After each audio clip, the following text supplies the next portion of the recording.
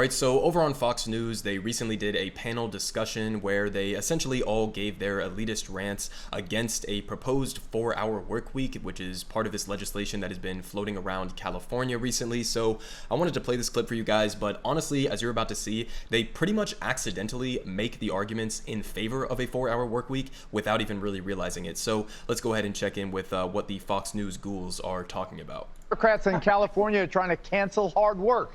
Here's their idea. State reps are proposing a 4-day work week for companies with more than 500 employees. That's right. They're proposing shortening your office work week from 40 hours to just 32 hours. But get this part. Your salary stays the same. So it's 32 hours of work for 40 hours of pay. And if you want to work more than 32 hours, you have to get paid time and a half for overtime. Okay, so, I mean, just take a pause there before they start railing against this. He just outlined exactly what this piece of legislation is doing, right? It's taking the current standard, which is set at a normal 40-hour work week, and the current way that the laws work say that if you work more than 40 hours, that your company has to pay you time and a half, 1.5 times your salary or your wage for every hour that you work above 40. And basically what this piece of legislation is doing is only for companies that are larger companies that have over 500 employees, is taking that standard from 40 hours down to 32 hours. So it's not saying you're not allowed to work more than 32 hours a week. It's not saying, or 32 hours a week. It's not saying any of that. It's literally just saying if you do work 40 hours a week, guess what? Now you're going to be getting a pay raise because you're going to be getting the same exact salary plus that time and a half benefit on top of what you previously would have been making for that 8-hour difference, even if you do continue working a 40-hour week. So essentially, this is just a pay raise for workers within California. So how exactly are you going to rail against this? Well, let's just go ahead and see what they had to say. And remember, this is happening in the midst of an alarming labor shortage in America.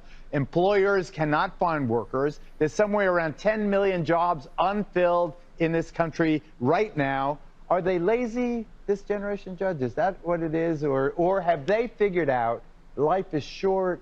We've been taught to work so hard. You waste your whole life working. You could be taking it easy and get overtime. Okay, let me tell you what's going to happen.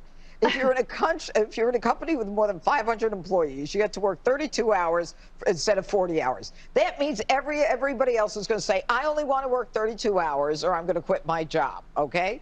And the problem then is that after 32 hours, they're going to say, oh, I only want to work 25 hours. This is the beginning of the end, as far as I'm concerned, okay? Nobody wants to work anymore. Everybody's lazy. The pandemic's a mess. People are walking around in pajamas in the supermarket. They go to church in their pajamas. I don't get it. That's all I have to say. Nobody wants to work. Everyone's lazy. Workers are dressed better than these people. Right. You know, the problem with keeping businesses open, Greg, is critical. Mm-hmm. Now, I mean, the restaurants close now Monday and Tuesday. You know, they shorten hours. There's no one. It's destroying my social life. And that's when it starts hurting me, I care. But you know what I think they realized? They realized in a 40-hour week, maybe at most you work 32 hours. Right. You know what the thing is?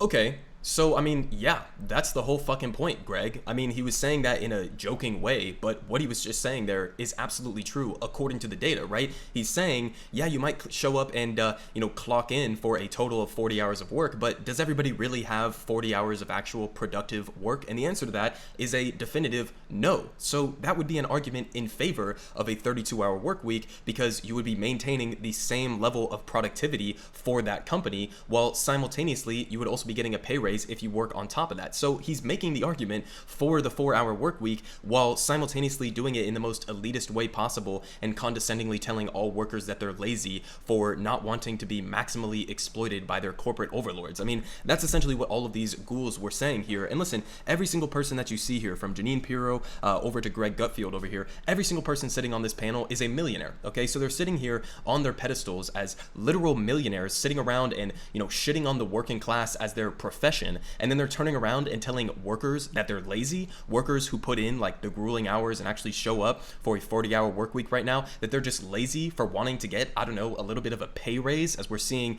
corporate profits skyrocket to record levels, and CEOs and billionaires within the United States adding upwards of $5 trillion to their fortunes during the pandemic. So they look at a situation like this with billionaires literally looting the treasury, looting the American people, and looting the international global working community for trillions and trillions of dollars. They look at this situation and they say, no, it's not the CEOs that have been lazy. It's not the billionaires that have looted America and looted the world. It's actually just average working class people who are lazy. I mean, it's just completely ghoulish and absurd that would be your conclusion from the ongoing, situation with the pandemic and the economic crash and the recovery, etc. That take is just ghoulish in and of itself, but also they're just factually wrong about everything that they're saying here, right? It's not a matter of a labor shortage. We've seen this time and time again, that the actual problem is not a labor shortage. It's not a shortage of workers. It's a shortage of companies that are willing to pay people enough to show up and do the fucking work. I mean, if you're offering minimum wage with shitty benefits, then you can't expect people are going to be willing to go put in the time, especially during a pandemic, putting their life on the line,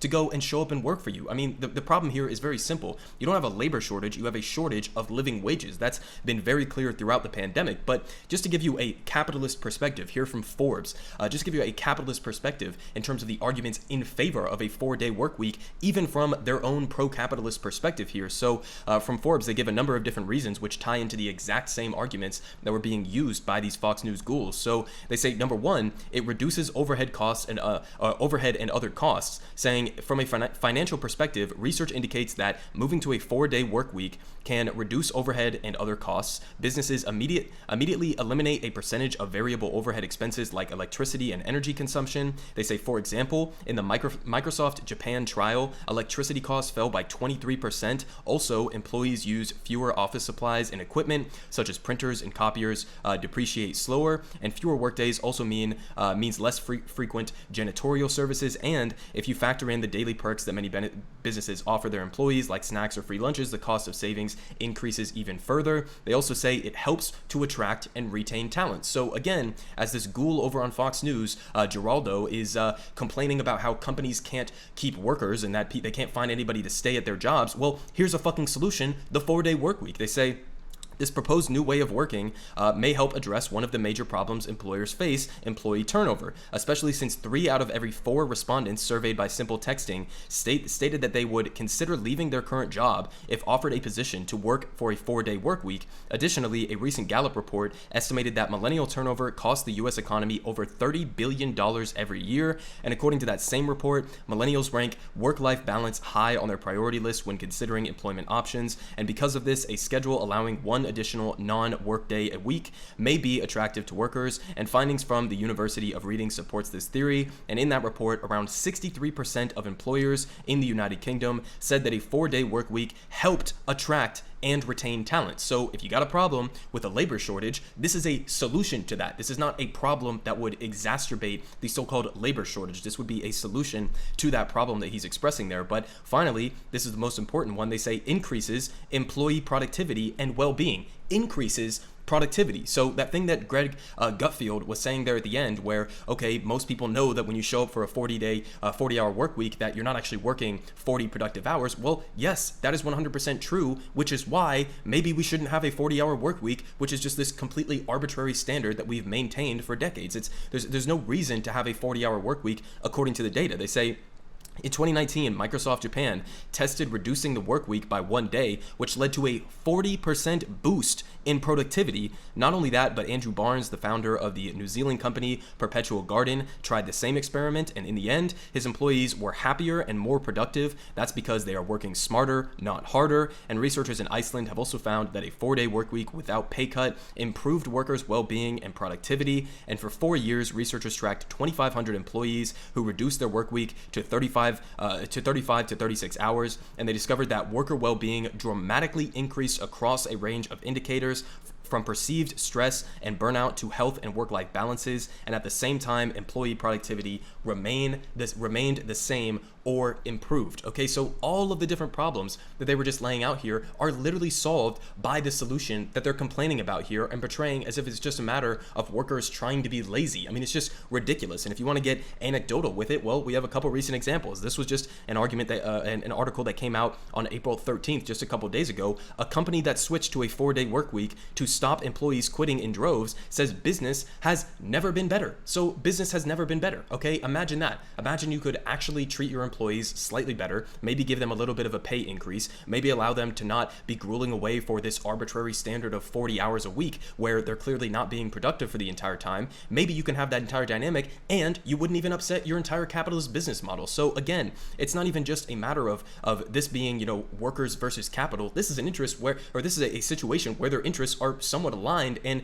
really it just comes down to more of a matter of US capitalists not being willing to give up the utter control that they have over the entirety of workers' lives. That's really what this comes down to. It's a power game now, more so than it is just a calculation of what would return the best profits for their shareholders. But just to put this in full perspective in terms of how urgently needed this type of a policy would actually be. So I brought up this chart multiple different times on this channel before, but if you basically go and look at worker productivity versus hourly compensation, meaning their wages, if you go back and look, there was this dramatic split that, surprise, surprise, happened during the trickle-down economic framework of the Reagan administration and the previous Nixon administration as well. But, I mean, you can see this split where neoliberalism and fiscal austerity really starts to take a hold, as well as union busting, widespread union busting under the Reagan administration starts to take hold. And what do you see? I mean, you see a gigantic increase in productivity as technological improvements continue and workers become more productive over time, but